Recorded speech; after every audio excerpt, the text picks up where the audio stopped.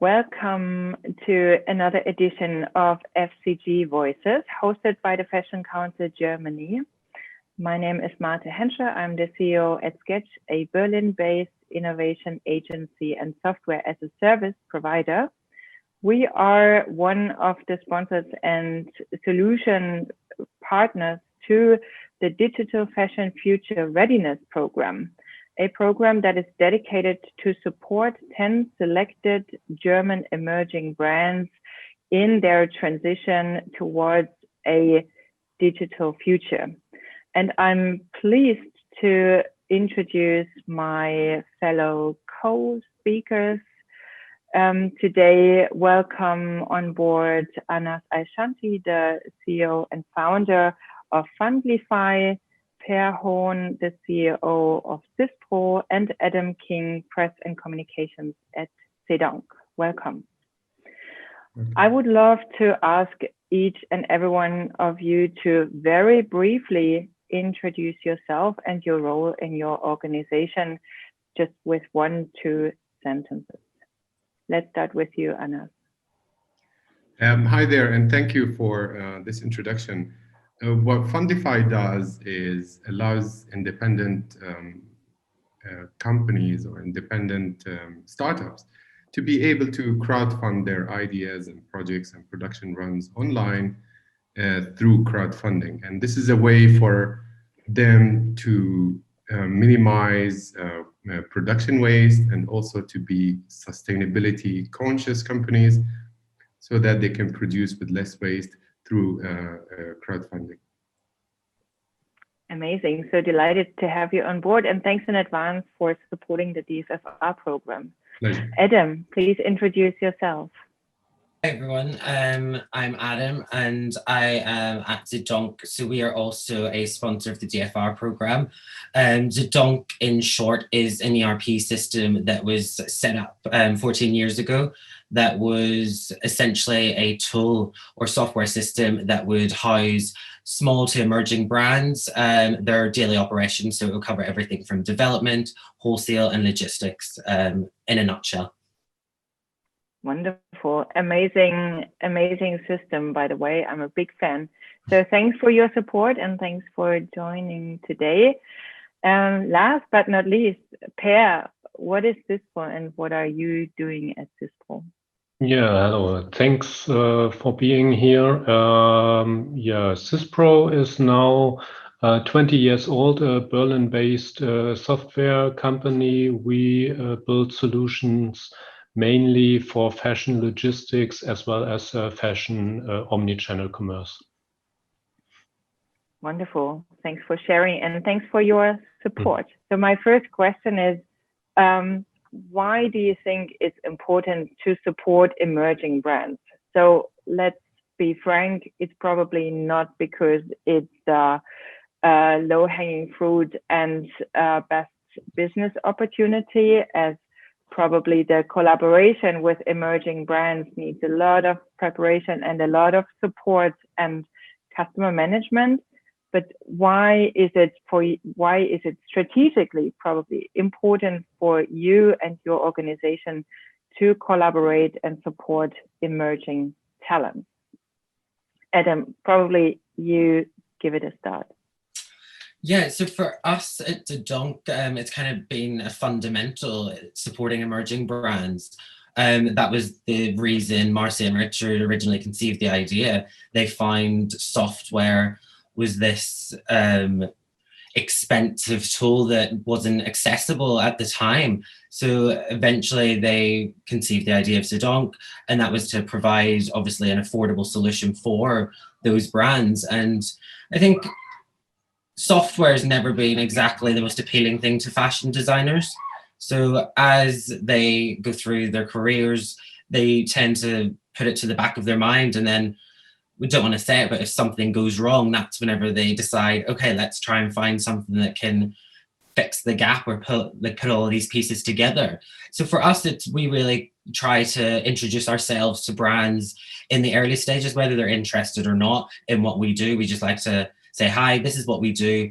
if you're at that stage in the future that you need a little bit of help, we're here, that we can help and support you. And with ZEDONK, support and training, that is something that we really do well in. So whenever we give them the software or they choose to purchase the software, that is whenever our support team would really sit and allow them to adapt to the system with their own needs and requirements. Obviously, every brand is different and no one has the same operations. Yeah, indeed. Probably it's also it also helps you to understand how to stretch and stress your solution by this overwhelming and very segmented and multi-layered requests and demands from the SME brands, right? Yeah, no, of course. I think as well, they're so overstretched themselves that they never find that they've got the time to invest into it. Maybe budget is another reason. But whenever they do see the benefits of it, we always say, if you're doing it in Excel, how long does it take you? How many people are checking that? It's not really a system that's going to set you up for that future growth and eventually take you from SME to that enterprise level, we always say. Mm-hmm. Thanks a lot. So Per, for you, probably it's, as I learned, your solution is more of an industry application. So why are you, or probably correct me if I'm wrong, but why are you investing your time and support emerging brands? Yeah, you're completely right. We started, or to say it in other words, 10 years ago, only bigger companies did use RFID, for example, and our solutions were mainly used by bigger companies. But there are some reasons why we started 2 years ago to focus more on SME companies. One thing is that we focus on Central Europe, for example, and especially in Germany, there are a lot of SME companies. This is one reason. The other reason is that smaller companies usually are faster than larger companies. And as a company, you get faster feedback for your solutions as well as for their pain points.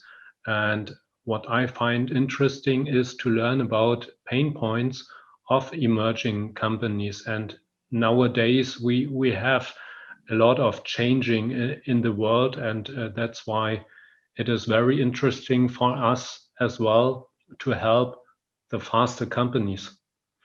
Mm-hmm. Thanks a lot.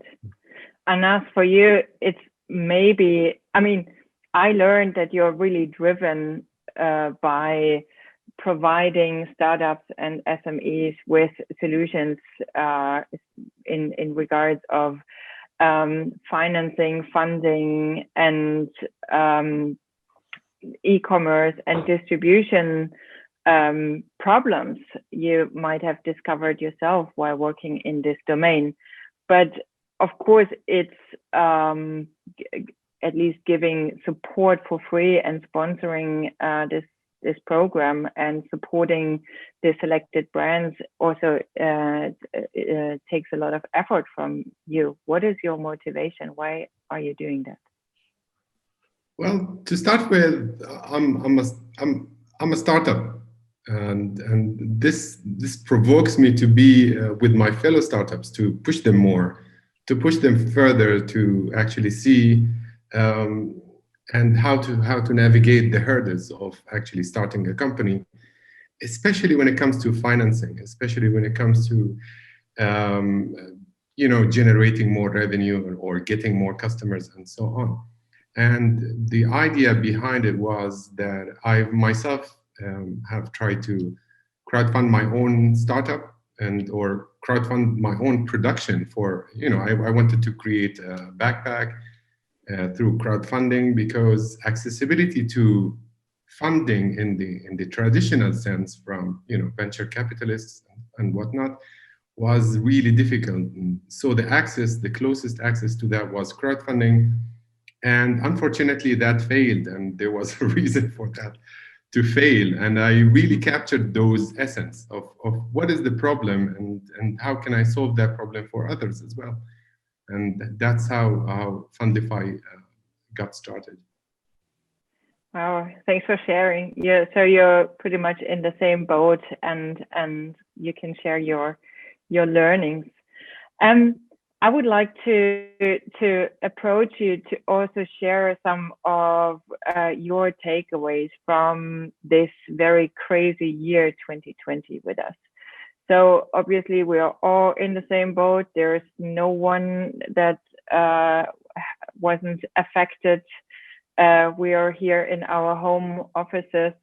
So you are operating digital solutions. So probably you were super successful in the past year, and the pandemic actually dynamized the need for your solution, or the year was pretty challenging because you were operating in a domain for an industry that was going through some of the toughest challenges ever.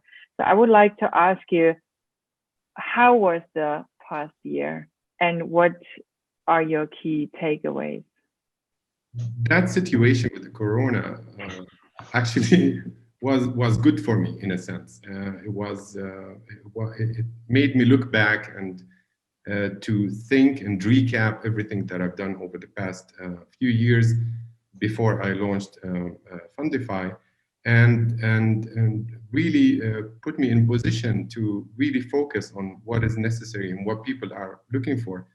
In fact, our growth has increased by probably 23% from last year, and even more. And I found that specific time when you sit in front of the computer and just do your thing, and without any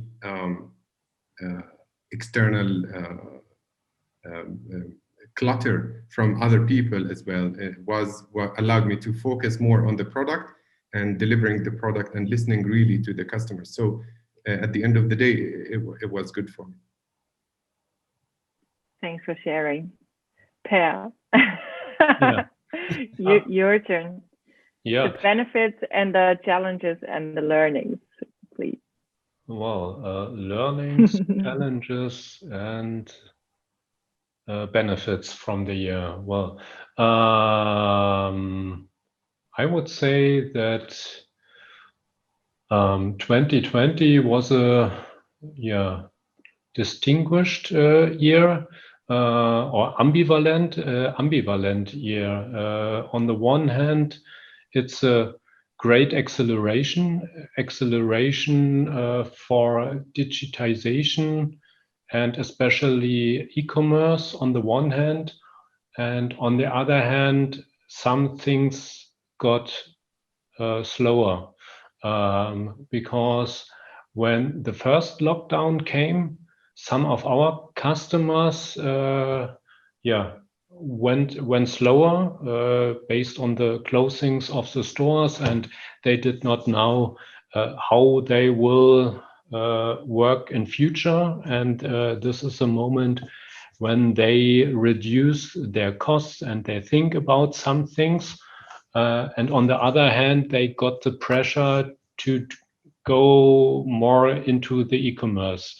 They really realized that they cannot think about it. They have to do sell online via marketplaces or with their own online shops. And they realized that when they want to be successful in e-commerce field, that they have to do some work, especially with accuracy of their item stocks and some efficient processes in their stores as well as in their logistics.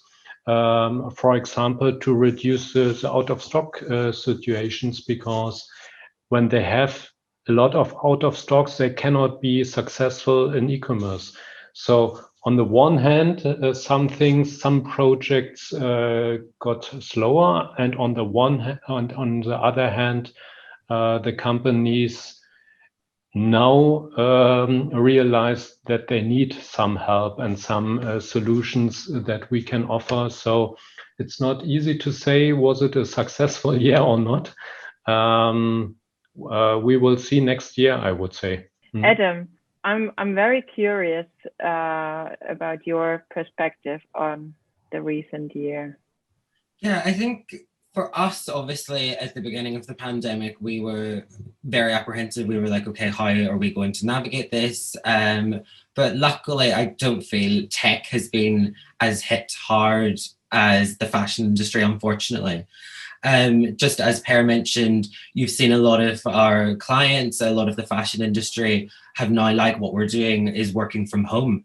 And these are maybe teams of 10 people that now have to work across multiple locations. So it's having almost, are they set up to let their business run efficiently? Do they have all of those protocols almost in place? So for us, it's always putting our clients at the forefront. Is there anything that we can do, obviously, to make their lives better? Obviously, as a tech company, we're all used to working online. We're used to screen sharing. We're used to conference calls, different time zones. But for a fashion company that is so used to being in a studio that they can shout across the room, do you have that in stock? They can't do that anymore. Their studios, their shops are shut.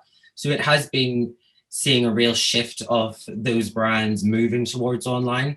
As Per mentioned, you've got the traditional wholesale model isn't as relied on as much this year. So people are choosing to get their e-com business going a lot stronger than what it was. So that would be any dead stock that they've got, just the higher margin of direct to consumer. So they are, I would say, frantically trying to cover as much aspects as possible. But I think going forward, it's definitely give us the opportunity to allow the brands to be set up for the online future that is coming. Obviously, fashion weeks have completely changed. We've got virtual showrooms, everyone's selling online. So I think with the fashion brands, there definitely is still that importance of reaching out to their customers, having that contact. So I don't think that's changed. It just has meant they've really had to look at deeper into their infrastructure and see how they can set themselves up for that future. Mm-hmm. That I can't agree more. But let's, looking into the daily practices of fashion businesses, no matter if they're small or large, no matter if they're European-based, US or Asia-Pacific-based.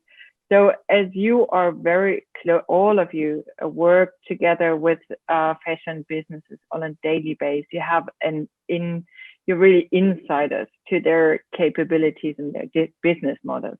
When I work with fashion brands, I'm often surprised how analog they still work. They, of course, they adapt their business models. Now they have to. They work with sets of digital tools here and there. But I feel like, correct me if I'm wrong, that there's still like an holistic integration of systems that seamlessly work together, that is still missing. And few brands are really looking into digitization from a strategy perspective. They are still motivated to reduce costs and increase efficiency, or increase their customer base, or diversify.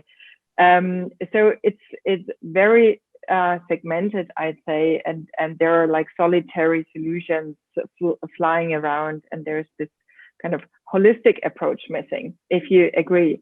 So what would you think? I mean, obviously there are missing pieces out there. What do you think? What are the missing solutions or the missing pieces for fashion businesses to transition into a, let's say, intelligent digital future?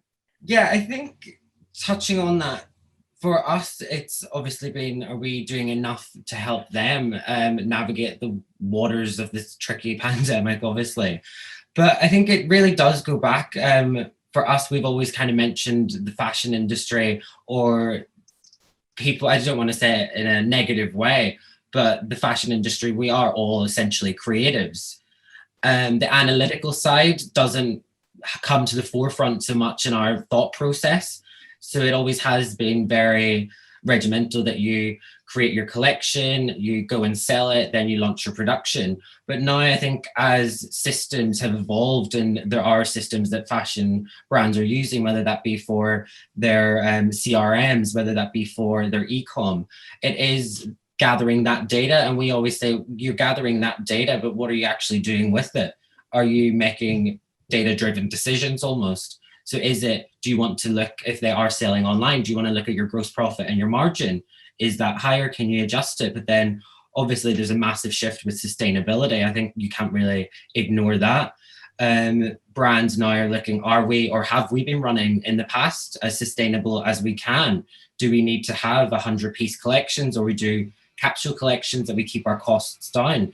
So I think it definitely, as Per mentioned, we will see a change of it next year, not so much this year, because this year is that transitional period that they're setting themselves up.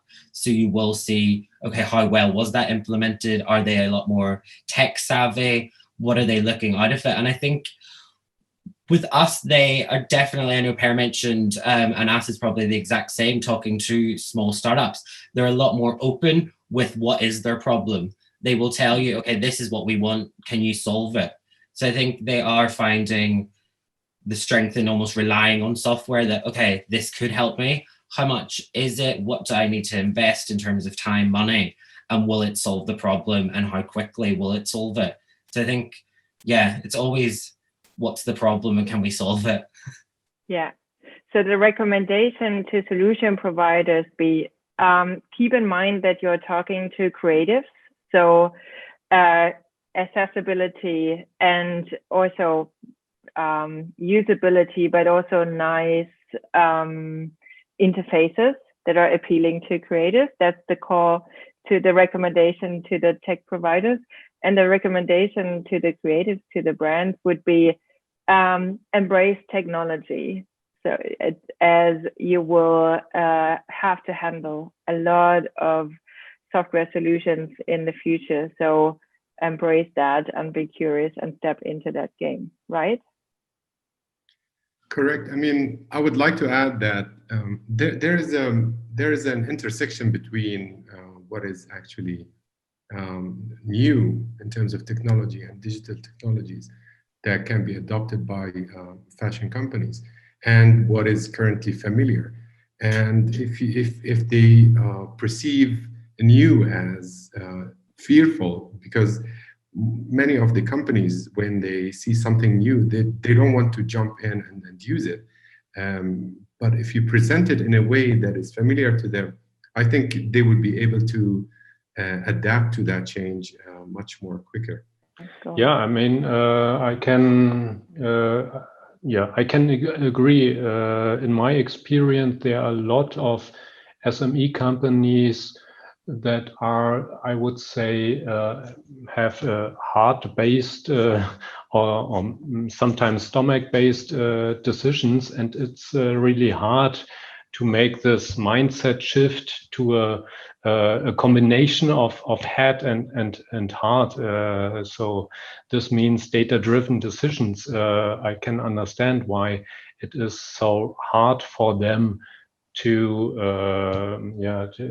make decisions on these both sides. But besides this, there I see another challenge for fashion brands. It's the supply chain. I mean, the idea of collaboration in the supply chain is, I would say 20 years old. And there are some big challenges so that companies can ideally collaborate in planning, forecast, and replenishment. And in this field, there are a lot of pain points, starting with master data and sharing data and so on. And I think there are a lot of challenges in this field.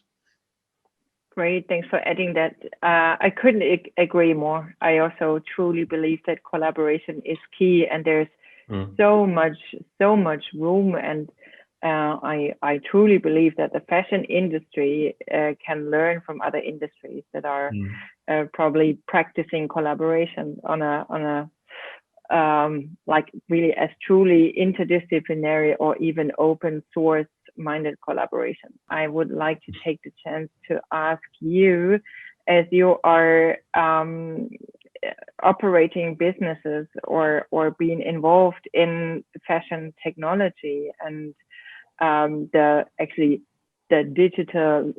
the digital era, what are your predictions for 2021? What will happen in the fashion tech domain? I mean, there are many buzzwords around. Everyone with a bit better Excel sheet is telling us that they work with artificial intelligence. So there are, let's kind of debunk the myth and help us to understand what is up next in the fashion technology domain from your point of view next year, 2021. I think, of course, there are lots of areas that people look for, especially in new companies, and what is expected for them to do in the future, which is, I think 3D is a very important aspect of the fashion industry in general, that they can actually visualize what the product is going to be before actually producing the product. And this is essential for companies to cut down waste and to assess the demand of a product before they start producing it. And that being said, also the introduction of AR and VR technologies with e-commerce is going to allow people to visualize how, for example, a garment would look like on them before they actually buy it. And there's also a link between online and offline commerce, so that, for example, they can virtually go to the store, and let's say they can try out some glasses, or try out, let's say, a dress before they can actually fit it. And there is also technology of fitting items as well.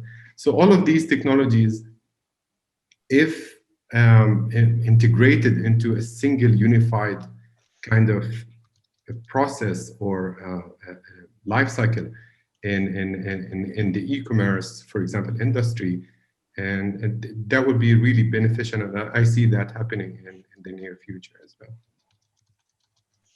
Thank you very much. Anything to add from your point of view, Adam? Yeah, I think definitely with 2021, it's a little bit of the unknown, but I think with us as a fashion tech company, and I'm sure all of you would agree, we're constantly evolving, we're constantly adding things to roadmaps, we're constantly tweaking software, we're constantly doing developments, but it is keeping up with that demand, and I think that demand's just going to keep getting quicker and higher. The more we kind of have to navigate what the year will unfold almost. I think it is with that evolution, and as you mentioned, collaboration is definitely key, whether that be collaborating with other tech companies that you can integrate with, just to make sure that they do have that omni-channel solution that they might be looking for. So it would be almost tailor-made. Are they looking for something that's going to help production and link with their e-commerce? Are they looking for that selling tool with the VR in stores or online? But I think definitely one thing that we should see a change in, or it will come back into prominence, would be the rise of wholesale again.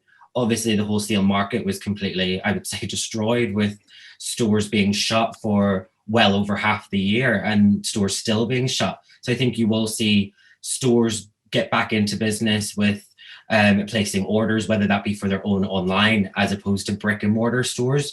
But I think definitely it will be the year of evolution for both us and the brands themselves. Wonderful, thank you. Any predictions in the fashion tech space from your point of view, Per? Well, predictions for next year are really hard. I would say, or I would predict that next year there will not come so many tech surprises. Maybe some hidden. I guess next year will be a year of reorganization.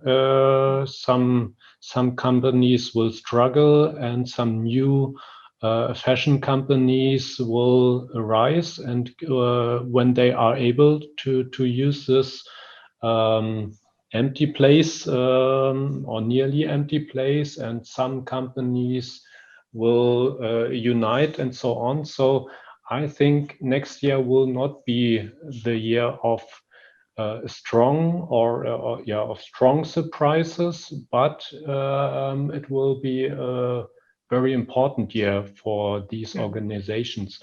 I also guess that some solutions that are some years old will be quite normal, like omni-channel services, ship from store, drop shippings, and so on.